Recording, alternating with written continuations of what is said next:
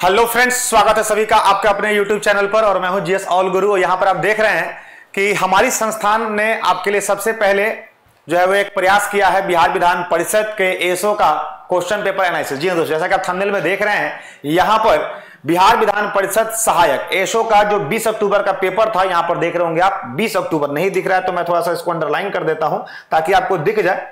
यहां पर देख रहे होंगे 20 अक्टूबर 2024 को जो पेपर हुआ था उस पेपर का एनालिसिस, यानी कल जो पेपर हुआ था उसका पेपर एनालिसिस करेंगे। यहां पर एक एक क्वेश्चन को हम लोग बारीकी से देखेंगे। इसलिए वैसे बच्चे जो हमारे चैनल को बाद में देख रहे हैं, चैनल को सब्सक्राइब करके बेल आइकन हिट कर लीजिएगा, और जो अभी देख रहे हैं वो फटाफट हमारे साथ जुड़ करके सबसे पहले गुड मॉर्निंग बोलेंगे और बताएंगे कि उनका एग्जाम कैसा गया, यानी अगर वो एग्जाम देने गए थे तो उनका एग्जाम कैसा गया, ताकि मैं उनका लास्ट में कटअप भी बताऊंगा। बिहार विधान परिषद काफी लंबे समय से बच्चों को इंतजार था कि सर इसमें कैसे प्रश्न आएंगे, कैसे क्या होगा। इसको लेकर के हमारी संस्थान या फिर हमारी अपनी भी जो चैनल थी वो एक प्रयास कर रही थी आप लोग को हर संभव प्रयास करने का, मतलब क्वेश्चन को गाइड करने का, किस तरह से आप क्वेश्चन को अटेम्प्ट कीजिएगा। इसमें 55 क्वेश्चन आपके जीके के हैं, 15 क्वेश्चन आपके मैथ्स के हैं और 30 क्वेश्चन रीजनिंग के हैं। मैं क्वेश्चन के लास्ट में बताऊंगा आप लोग को, चूंकि यहां पर मैं सिर्फ जीएस लेकर आया हूं। नेक्स्ट क्वेश्चन में मतलब लेके आपको रीजनिंग और वो लेके आऊंगा। अभी हमारी टीम आईटी टीम बना रही है। ये वही हूबहू वही क्वेश्चन है जो आपको एग्जाम में देखने को मिले थे, बस मैंने इसका पीपीटी बनवा लिया है। ठीक है, नहीं बिलीव होगा तो मैं आपको उसका स्क्रीनशॉट भेज दूंगा जो मेरे पास है ग्रुप में कि देखिए यही क्वेश्चन है। ठीक है, चलिए आगे शुरू करें। तो पहला क्वेश्चन ताबड़तोड़ बैटिंग करेंगे। पहला क्वेश्चन क्या है ये देखेंगे। पहला क्वेश्चन हिंदी में था और इंग्लिश में था कि आरंभिक वैदिक साहित्य में सर्वाधिक वर्णित नदी कौन सी है। मगर मैं वेद की बात करता हूं तो वेद में सबसे ज्यादा किस नदी का उल्लेख हुआ है, तो पता है जिसका एक सभ्यता रहा है और सभ्यता में जिस नदी की बात हुई थी वही है, यह है सिंधु नदी। जी हां दोस्तों, सिंधु नदी जिन बच्चों ने मारा है उसका सही है, इसलिए अपना क्वेश्चन का आंसर मिला लीजिएगा। पहला जो है वो सिंधु है। सेट अलग अलग हो सकते हैं, किसी का सेट ए था, किसी का बी था, किसी का सी, किसी का डी, लेकिन क्वेश्चन यही है। यानी हमारे द्वारा जो बच्चों का सेट मिला था, यानी जो मुझे सेट मिला था, उस सेट में जो है वो पहला क्वेश्चन यही था। ठीक है, तो सिंधु नदी सबसे ज्यादा वैदिक में बताई गई है। दूसरा क्वेश्चन की बात करते हैं। तो दूसरा क्वेश्चन है निम्नलिखित में से कौन से गुप्त काल में अपनी आयुर्विज्ञान विषय रचना के लिए जाना जाता है। यानी इसमें से गुप्त काल की अगर मैं बात करता हूं तो गुप्त काल में, एक मिनट रुकिएगा, गुप्त काल की मैं बात करता हूं तो गुप्त काल में जो सबसे ज्यादा अपने आयुर्विज्ञान के लिए जाना गया था तो उसका नाम है सुश्रुत। क्या है? सुश्रुत जो है वो हमारे मुख्य रूप से आयुर्विज्ञान के बारे में या फिर आयुर्विज्ञान के जनक भी कहा जाता है। ये गुप्त काल के सबसे बड़े और सबसे चर्चित जो है वो नामी गिरामी व्यक्ति थे। क्लियर है? चलिए क्लियर है। चलिए नेक्स्ट क्वेश्चन की बात करते हैं। नेक्स्ट क्वेश्चन, प्राचीन भारत में निम्नलिखित में से कौन सी एक लिपि दाएं से और बाएं लिखी जाती है। देखिए आमतौर पर सभी लिपियां जो है वो बाएं से दाएं लिखी जाती है, बाएं से दाएं लिखी जाती है, लेकिन एक लिपि ऐसी भी है जिसका नाम है खरोष्ठी। क्या नाम है? खरोष्ठी लिपि जो है वो दाएं से बाएं लिखी जाती है, दाएं से बाएं लिखी जाती है, यानी क्या हो जाएगा? खरोष्ठी। क्लियर है दोस्तों? क्लियर दोस्तों, समझ में आ रहा है? ठीक है, ठीक है।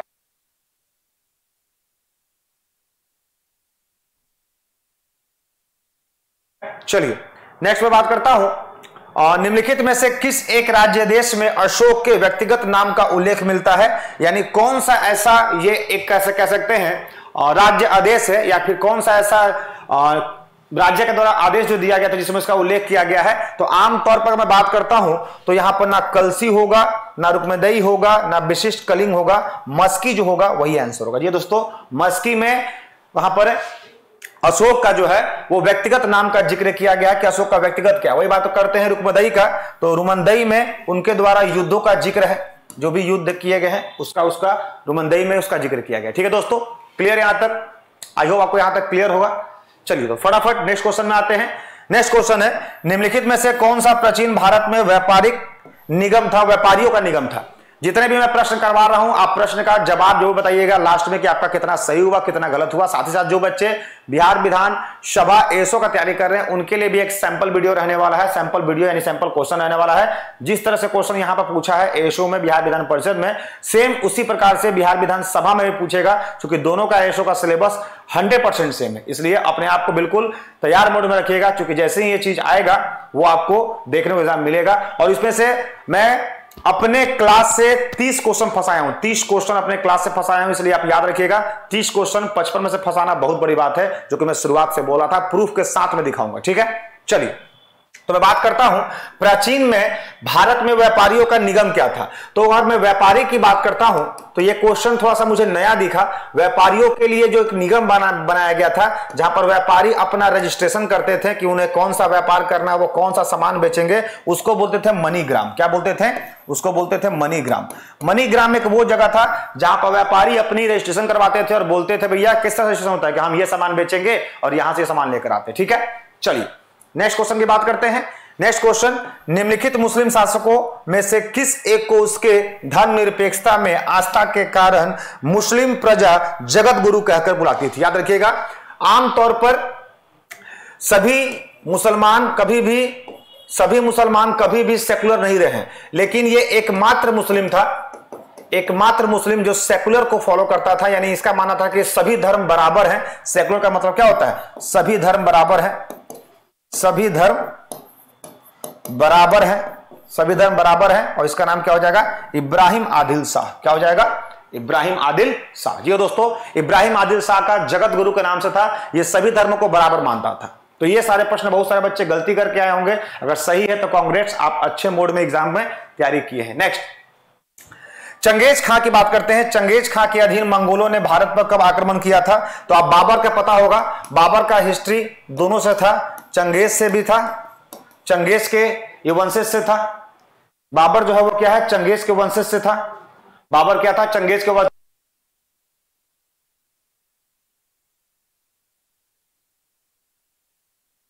क्लियर है यहां तक?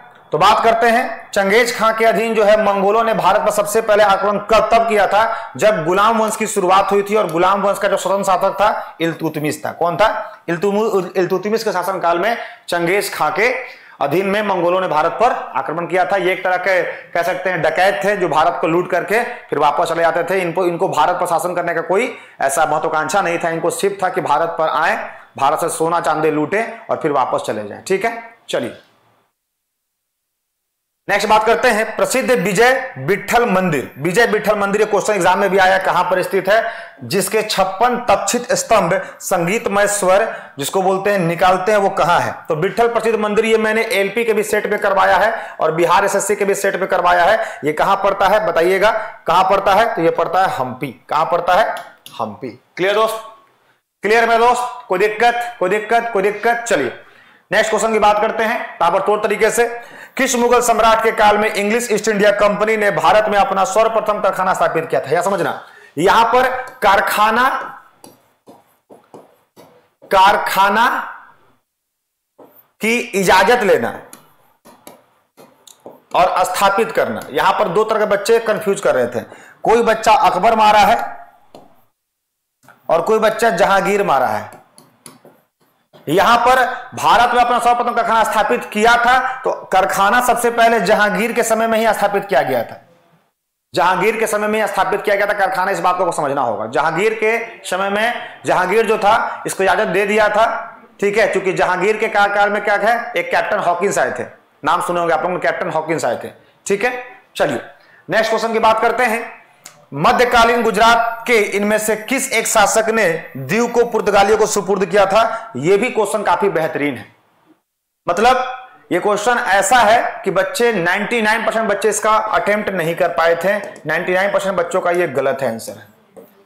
बोल रहा है मध्यकालीन भारत के समय बोल रहा है कि मध्यकालीन भारत का जो टाइम हो रहा है वो बोल रहा है कि मध्यकालीन में गुजरात के इनमें से किस शासक ने दमन और दीव वाला जो हमारा यूटी है, ठीक है, यूटी है मतलब यूनाइटेड टेरिटरीज है, को पुर्तगाली को सुपुर्द किया था? अहमद शाह, महमूद बेगड़ा या बहादुर शाह या फिर मोहम्मद शाह? ये चार है, यहां पर बताइएगा कौन है, कौन है इसका आंसर? इसका बहुत सारे बच्चों ने गलती किया था आंसर, इसका होगा मोहम्मद शाह। क्या होगा? मोहम्मद शाह। ठीक है मेरे दोस्त, मोहम्मद शाह इसका आंसर होगा। आगे चले, ताबड़तोड़ कमेंट करते रहिएगा। नेक्स्ट, ठगों के दमन को निम्नलिखित में से किसने रोका था? यह क्वेश्चन गलत है, यह क्वेश्चन का ऑप्शन गलत है, समझिएगा। यहां पर बहुत सारे बच्चों को कंफ्यूज था। ठगों के दमन को रोकने वाले या ठगों को दमन को नेतृत्व करने वाले जिस गवर्नर जनरल की बात हो रही है उसका नाम है विलियम बेंटिक। उसका नाम क्या है? William Bentinck. ये आयोग की तरफ से गलत एक ऑप्शन दे दिया गया था। विलियम बेंटिक वो बंदा था जिन्होंने ठगों, जब भारत में ठग एक दौर था जब अंग्रेजों के शासनकाल में ठग जो थे एक समय काफी ज्यादा वो हो गए थे, काफी ज्यादा वर्चस्व में आ गए थे। ठगी का मामले हर जगह जो थे वो दर्ज किए जाते थे कि लोगों को ठग लिया जाता था, व्यापारियों को ठगा जाता था। तो उसको शांत करने के लिए, उस पर कार्रवाई करने के लिए विलियम बेंटिक ने उसको लीड किया था, जिसका जिक्र कहीं नहीं है। कैप्टन हेनरी पेगस दिया हुआ है, हेनरी स्लीमैन दिया हुआ है, अलेक्जेंडर बेनस दिया हुआ है, या फिर कैप्टन रॉबर्ट परमेंटिस दिया हुआ है। इन चारों में से कोई आंसर नहीं होगा। अब इस पर डिपेंड करता है कि आयोग इस कौन से ऑप्शन को सही मानता है, क्योंकि जाहिर से भैया इसमें आंसर की तो जारी होगा नहीं। अब आयोग किसी को मान ले, या तो इससे अपने मन से जो तुक्का बच्चा मारा होगा उसका भी सही होगा, जो बच्चा तुक्का मारा होगा उसका भी सही होगा। ठीक है, ठीक है, ठीक है। चलिए नेक्स्ट, निम्नलिखित अंग्रेजों में से कौन था जिसने भगवत गीता का अंग्रेजी में अनुवाद किया था? यह क्वेश्चन भी आई है और रिपीटेड भी है, बहुत बार मैंने एग्जाम में करवाया है। यह क्वेश्चन रिपीटेड है। रिपीटेड कहने का मतलब क्या होता है? रिपीटेड कहने का मतलब क्या हुआ?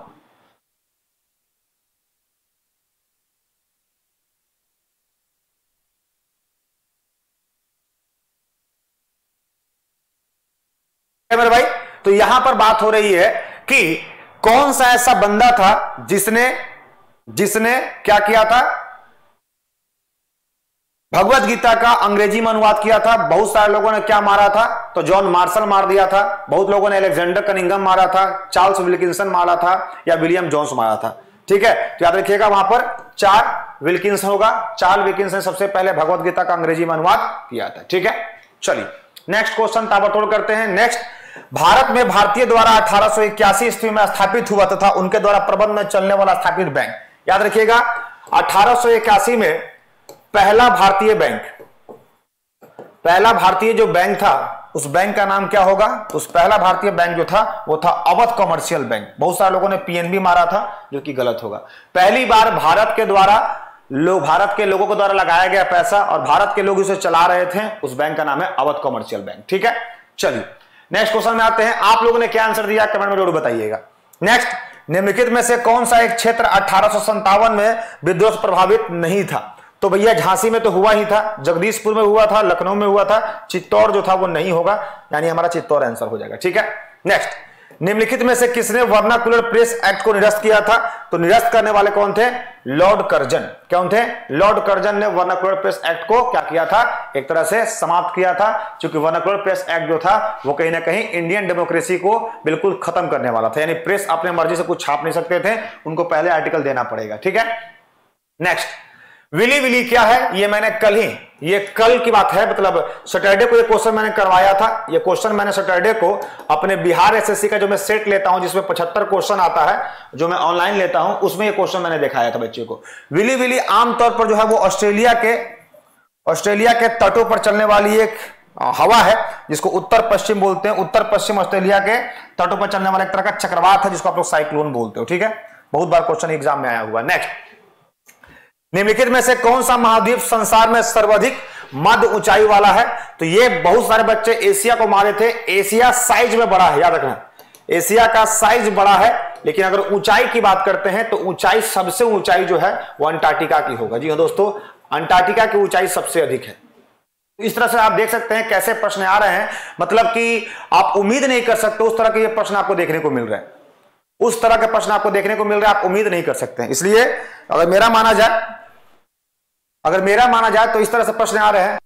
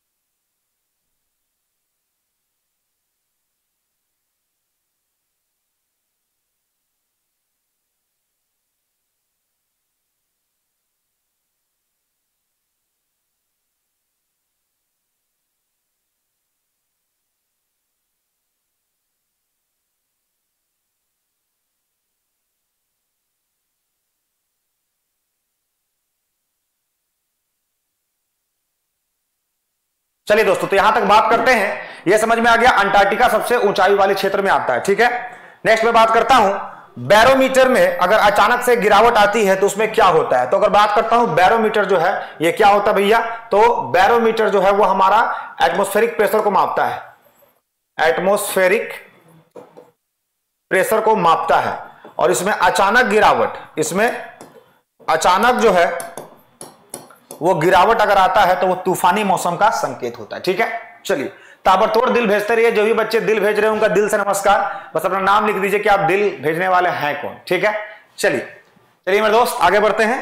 नेक्स्ट क्वेश्चन, क्वार्टजाइट का केंद्र क्या होता है, यानी क्वार्टजाइट जो है उसका मेटामॉर्फोम, क्वार्टजाइट जो वो किससे बनता है, तो सैंडस्टोन से बनता है। ये साइंस का बहुत बेहतरीन क्वेश्चन है, बहुत पुराना क्वेश्चन है। ठीक है, चलिए ताबड़तोड़ टोटल 55 क्वेश्चन भी डिस्कस करवाएंगे, बाकी का 45 क्वेश्चन मैं नेक्स्ट वीडियो में लेकर आऊंगा। ठीक है, क्योंकि वीडियो काफी लंबा बन जाएगा और मेरा मानना होता है कि वीडियो संक्षेप में बने और काफी बेस्ट बने। ठीक है, चलिए in which one of the following ocean Diamantina trench found, ये मुझे एक नया क्वेश्चन मिला।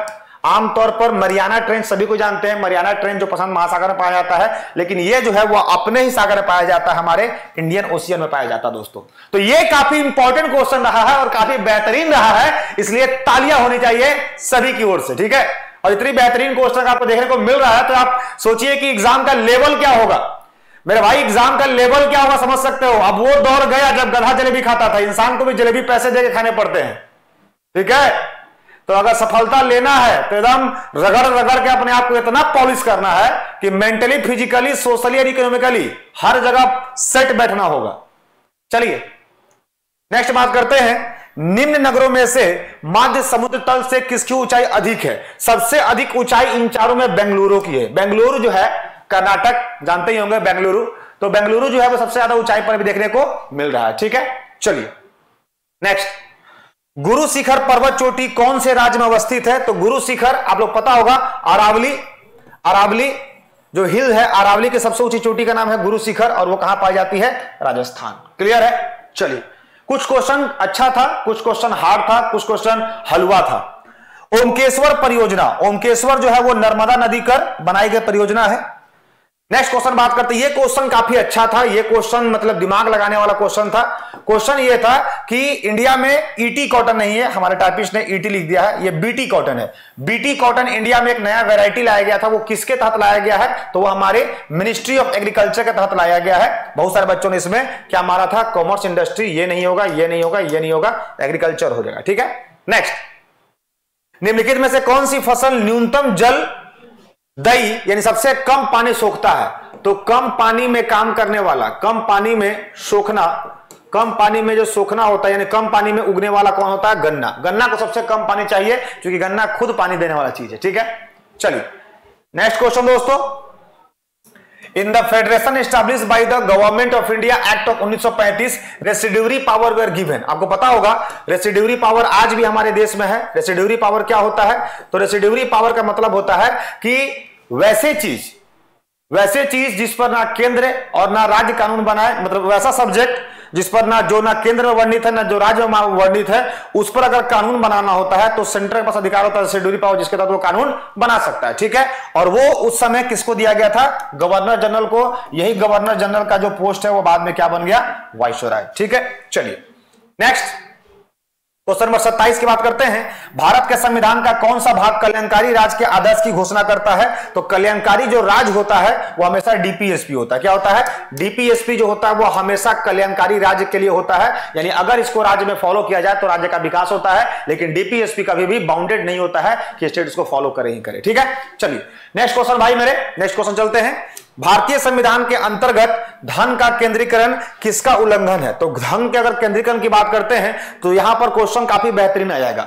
धन का केंद्रीकरण समानता नहीं होगा, राज्य के नीति निहित तत्व होंगे, यानी वेलफेयर स्टेट ये कहता है, वेलफेयर स्टेट ये कहता है मेरे दोस्त, वेलफेयर स्टेट ये कहता है कि किसी भी राज्य में जो है वो आय की मात्रा जो है वो सभी लोगों में बराबर हो, मतलब एजुकेशन पॉइंट ऑफ व्यू से। लेकिन कोई व्यक्ति अगर धन एकत्र कर लेता है तो ये समानता नहीं होगा, क्या होगा, राज्य के नीति निहित तत्व में आता है। ठीक है, है, चलिए, क्योंकि अगर मैं समानता की बात करता हूं तो 14, 15, 16, 17 और 18 ये क्या होता है, तो ये कानून का समानता हो जाता है, ये क्या होता है, धर्म जाति का हो जाता है, ये क्या हो जाता है, अवसर की हो जाती है, ये क्या हो जाता है, छुआछूत का हो जाता है, और ये क्या हो जाता है, उपाधि का अंत हो जाता है। ठीक है मेरे दोस्त, चलिए नेक्स्ट क्वेश्चन कह रहा है, ये क्वेश्चन काफी बढ़िया है, consider the following organization bodies in India, इनमें से कौन सा कॉन्स्टिट्यूशनल है या नॉन कॉन्स्टिट्यूशनल है। इसमें से सिर्फ एक जो है वो कॉन्स्टिट्यूशनल होगा, जिसको बोलते हैं national commission for backward classes, ये हमारा संवैधानिक है, जिसका खुद का एक आर्टिकल होता है वो कॉन्स्टिट्यूशनल होता है, यानी ओनली वन हो जाएगा, क्या हो जाएगा, ओनली वन। ठीक है, ठीक है मेरे भाई, चलिए नेक्स्ट क्वेश्चन ताबड़तोड़ चलते हैं। जो भी बच्चे लगातार सेशन को देख रहे हैं, सबसे पहले एक बार दिल प्रेस कर देंगे, और दिल प्रेस करने के बाद क्या कर देंगे, अपना नाम मेंशन कर देंगे, हाँ सर हम देख रहे हैं। क्योंकि ये बिहार विधानसभा का पेपर है, और ये पेपर आपको हर एग्जाम में देखने को मिलेगा। इस पेपर को मैंने कहीं से कॉपी पेस्ट नहीं किया है, ओरिजिनल पेपर है, इसका मैं सैंपल आपको अपने टेलीग्राम चैनल पर भेज दूंगा, जहां पर आप इससे जुड़ सकते हैं। ठीक है, चलिए आगे बढ़े भाई। नेक्स्ट, भारत के निम्नलिखित संगठनों निकायों पर विचार कीजिए, वही सेम चीज है, केवल एक हो जाएगा। ठीक है, नेक्स्ट, हाँ, भारत में निम्नलिखित में से किस संविधान संशोधन के लिए व्यापक रूप से यह माना गया था कि उसे मूल अधिकारों की न्यायिक व्याख्या को अद्भुत करने के लिए अधिनियम किया गया। तो पता होगा आर्टिकल 44 जो है, जो संपत्ति के अधिकार को समाप्त किया था, संपत्ति का जो अधिकार था हमारा मौलिक अधिकार, उसे 44 अमेंडमेंट के द्वारा ही 1978 में हटाया गया, जिससे यह मालूम चला कि हम इसे हटा सकते हैं। ठीक है, चलिए अब होता है पंचशील समझौता। पता होगा पंचशील समझौते पर साइन हम लोगों ने किया था, तो पंचशील समझौता का कौन सा मुख्य विशेषता नहीं है, तो भैया पीस तो होना चाहिए, बिल्कुल सही है, म्यूचुअल रिस्पेक्ट भी कर सकते हैं, म्यूचुअल नॉन इंटरफेरेंस भी करेंगे, यानी एक दूसरे के हस्तक्षेप हम लोग नहीं करेंगे, लेकिन नॉन अलाइनमेंट ये हमारा नहीं है, यानी गुट निरपेक्ष जो है वो पंचशील सिद्धांत का हिस्सा नहीं है।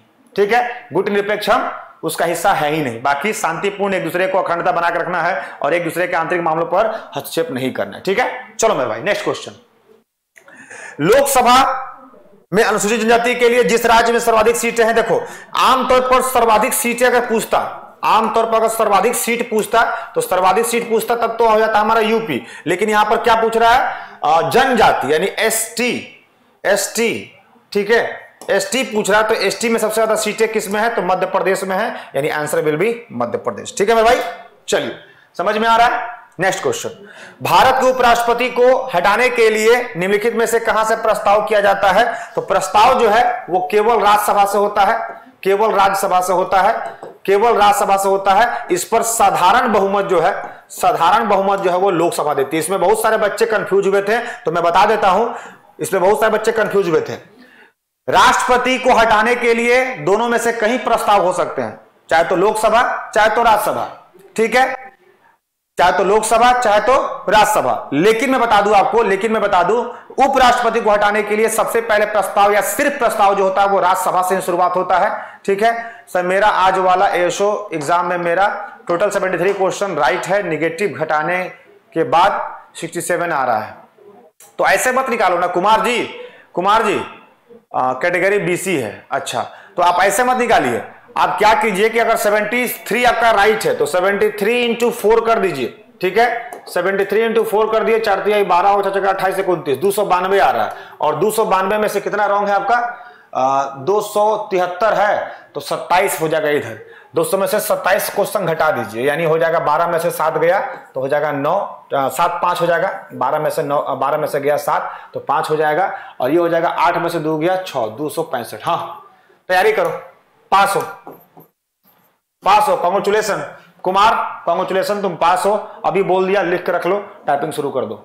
ठीक है, चलिए, और खुशी की बात हो रही है तो थोड़ा खुशी में एक बार दिल्ली प्रेस कर देना। ठीक है, चलिए नेक्स्ट क्वेश्चन, भारत की संचित निधि की निधि निकालने के लिए निम्नलिखित किसका अनुमोदन होता है। संचित निधि से पैसा निकालने के लिए हमेशा भारत के राष्ट्रपति से परमिशन लेना होता है। ठीक है, चलिए next question, the power to increase the number of जजेस in the Supreme Court of India is, कभी भी सुप्रीम कोर्ट में जजेस की संख्या बढ़ाने के लिए एक ही बंदा रिस्पॉन्सिबल होता है, उस बंदे का नाम क्या है, तो वो होता है संसद। यानी संसद में चाहे संसद ही चाहे तो संसद ही चाहे तो सुप्रीम कोर्ट के जज की संख्या बढ़ा सकती है और चाहे तो घटा सकती है। ठीक है, इसीलिए अभी तक जज की संख्या उतनी ही रखी गई है। नेक्स्ट, केंद्र और राज्य के बीच होने वाले विवादों का निपटारा, ये भी हम लोग पढ़ाए होंगे सुप्रीम कोर्ट। सुप्रीम कोर्ट जब मैं आपको पढ़ाया था फ्री बैच में, तो पढ़ाया था कि सुप्रीम कोर्ट की जो ओरिजिनल शक्ति होती है उसमें क्या होता है, तो सेंटर वर्सेस स्टेट का निपटारा होता है झगड़ों का, और स्टेट वर्सेस स्टेट का होता है। ठीक है, ओरिजिनल पावर है। ठीक है, रुखसर रानी सर मैं अप्लाई की थी एशो का एडमिट कार्ड का कोई एसएमएस नहीं आया, 1/2024 वाला। ये विधानसभा का नहीं है भाई रुखसर रानी, ये उसका नहीं है। ये कौन सा वैकेंसी का एग्जाम है, ये बिहार विधान परिषद का है। आप जिसकी बात कर रही हो वो बिहार विधानसभा है, मैंने देखा होगा वो बिहार विधानसभा है। थैंक्स सर, आपका एशो वाला क्लास से बहुत हेल्प हुआ है रिवीजन के लिए, थैंक यू। हाँ भाई, ये तो मैं कहूंगा 55 क्वेश्चन में से 40 क्वेश्चन हमारे सेट से फंसा है, और दावा ठोक के किए थे, उससे भी दावा ठोके थे कि 55 क्वेश्चन में से 40 क्वेश्चन फंसाएंगे, और फंसा के दिखाए हैं एकदम दावा ठोक करके, एकदम ये क्वेश्चन पढ़ाए थे और क्वेश्चन आया था। ठीक है, चलिए नेक्स्ट बात करते हैं। क्वेश्चन है, अंडमान और निकोबार द्वीप पर निम्नलिखित में से उच्च न्यायालय किसके हस्तक्षेप रहते हैं, यानी अंडमान निकोबार का जो न्याय है वो कौन करता है, तो कोलकाता करता है। कौन करता है, कोलकाता। ये भी क्वेश्चन मैंने करवाया हुआ है। ठीक है जी सर। नेक्स्ट, तो जिनका भी अच्छा एक बार दिल प्रेस कर दें, थैंक यू। और सारे क्वेश्चन को देख लें, रुखसार रानी ये सारे क्वेश्चन को देख लो, चूंकि ये क्वेश्चन एसओ में भी आने वाला है, जो आप अभी एग्जाम आप देने वाली है उसमें ये क्वेश्चन आएगा, इसलिए अगर आप चाहती है कि वहां पर अच्छा परफॉर्म करते हो सारे क्वेश्चन को देख लीजिएगा। ठीक है, चलिए next. A British citizen staying in India can not claim the right to, तो याद रखिएगा उनको हम सब कुछ दे सकते हैं, प्रोटेक्शन लाइफ देंगे, religion, freedom, equality before law या फ्रीडम ऑफ ट्रेड। याद रखिएगा उन्हें हम लोग क्या है, फ्रीडम ऑफ ट्रेड नहीं देंगे, व्यापार की उन्हें आजादी नहीं देंगे। ठीक है, क्लियर है, क्लियर है, चलिए वेरी गुड। नेक्स्ट क्वेश्चन आते हैं, निम्नलिखित में से किस एक अधिकार को डॉक्टर बी आर अम्बेडकर के द्वारा संविधान में आत्मा कहा गया है, तो उसको आत्मा कहा गया था कॉन्स्टिट्यूशनल रेमेडीज को। किसको कहा गया था, कॉन्स्टिट्यूशनल रेमेडीज, जो कि आर्टिकल 32 में आती है, भी मैंने पढ़ाया हुआ है। बी आर अम्बेडकर ने इसको क्या कहा था, संविधान का आत्मा कहा था। ठीक है मेरे भाई, ठीक है मेरे भाई, चलिए ताबड़तोड़ बैटिंग करते रहिए। नेक्स्ट क्वेश्चन आते हैं, सविता श्री भास्कर जो कि तमिलनाडु से हैं, वो कितने नंबर की वुमेन ग्रैंड मास्टर इंडिया की हैं, तो वो 23वें नंबर की है। क्या है, 23वें नंबर का, जो कितना हुआ था, 2023 में हुआ था। ठीक है मेरा भाई, चलिए नेक्स्ट क्वेश्चन।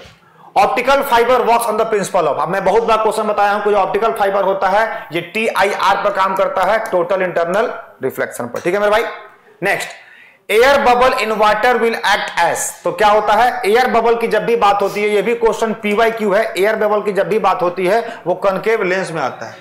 ठीक है, वो कनकेव लेंस में आता है। ठीक है मेरे भाई, ठीक है मेरे भाई, नेक्स्ट। ये क्वेश्चन बहुत ही सिंपल है, when a mirror is rotated bye an angle theta the reflected ray will rotate. ये पढ़े होगे आप लोग, जिस एंगल से आता है, ये हो गया हमारा नॉर्मल, ये तो अगर ये थीटा होगा तो ये भी क्या होगा, थीटा ही होगा, ये थीटा होगा, थीटा। क्लियर मेरे भाई, क्लियर है मेरे भाई, समझ में आ रही है मेरे भाई, चलो समझ में आना भी चाहिए।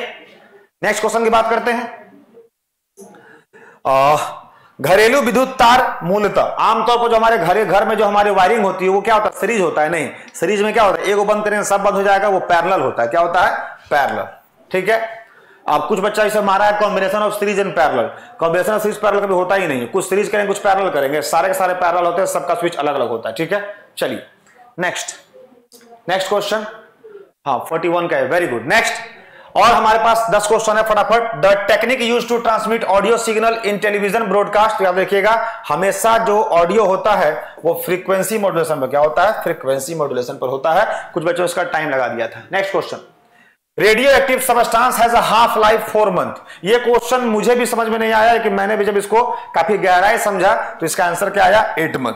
कैसे आया बता देते हैं। 3/4 सबस्टांस विद डिकेइंग, मतलब उसका हाफ जो मंथ है, the radio active substance has a half life of 4 month, उसकी आधा जीवन 4 महीने का है। ठीक है, 4 महीने का है, 4 महीने का आधा, तो पूरा कितना हुआ, 8 महीने का।